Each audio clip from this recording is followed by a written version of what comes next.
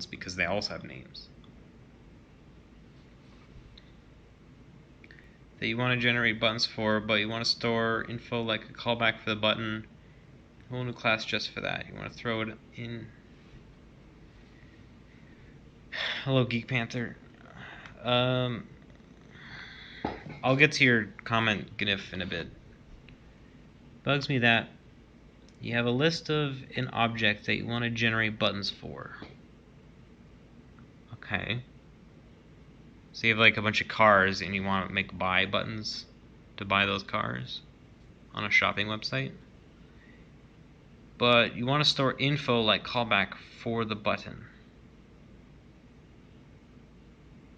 You want to store info like the callback for the button. What do you mean store the callback?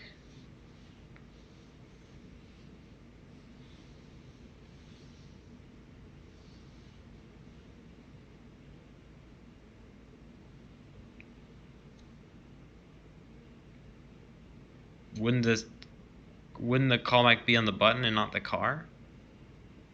I'm not sure what you mean.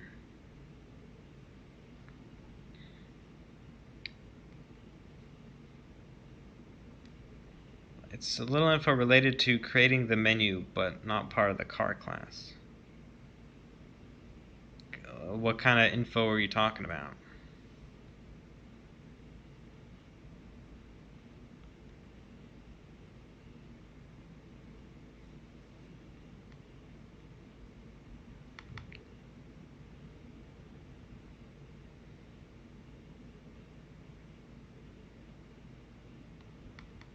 Host gives each reader a fixed amount of time to process.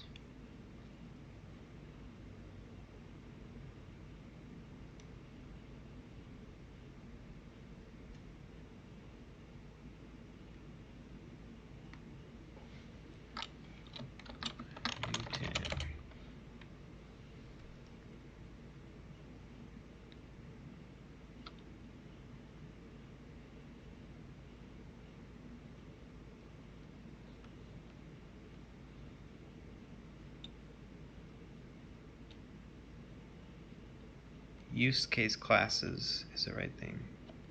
Callback URL fired field on your display card is great. A callback URL field? Well, I mean, I'm not sure I really understand the Tiltbox's question, so I don't know if that's a good idea or not. I don't know. I think it'd be best to see a code example in JavaScript so I could get a sense of what you're trying to do, and then find a good analogy for that in C# that's natural for C#. He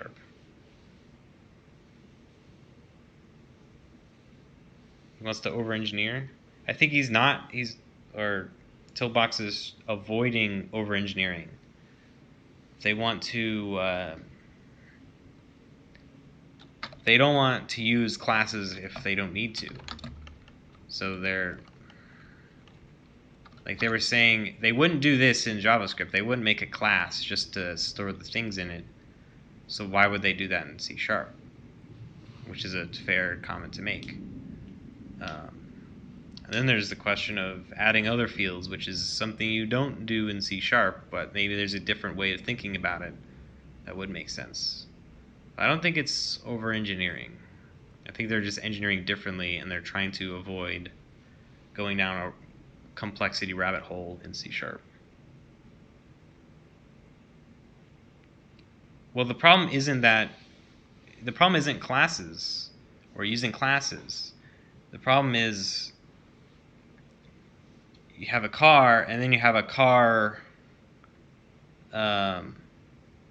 See, I don't really understand Tiltbox's thing, but like, you might have a car, and then you have a car with extra details, like a car. You have the car product, and then you have the car in your shopping cart, and then you have the details about the car on the lot, or something.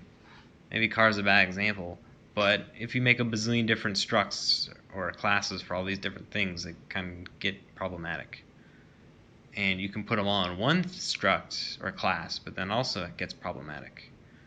So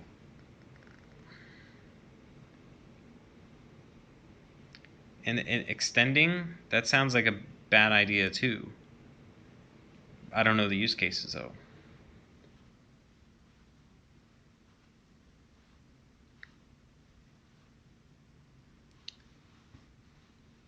So if Tiltbox can come up with an example, that would help my understanding.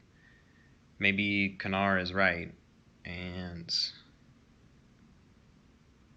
you just want to use classes. But I think there's something else going on, which is why Tiltbox is shying away from classes.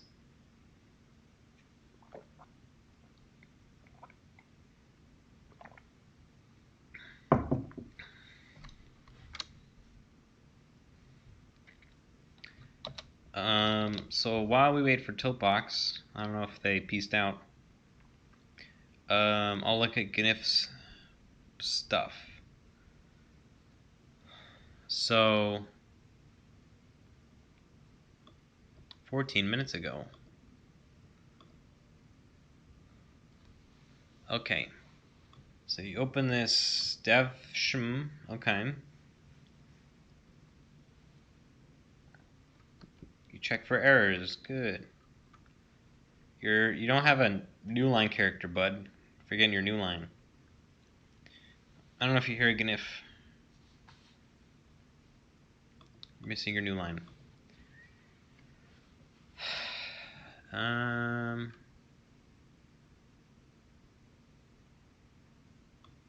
Zero, is this? I thought.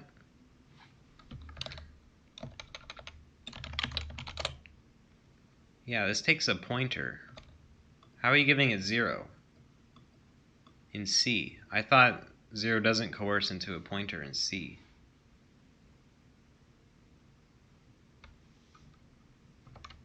Yeah, but it sounded like you wanted to be ashamed, so here's some shame.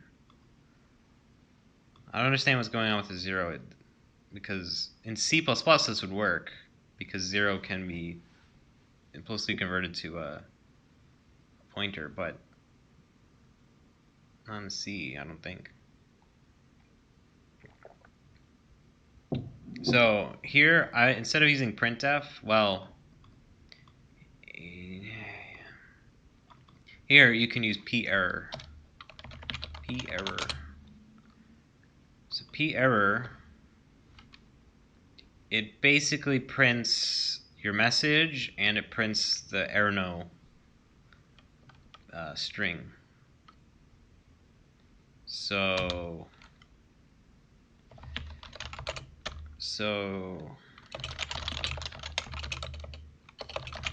std and sys stat. Okay. So let's stat does not exist.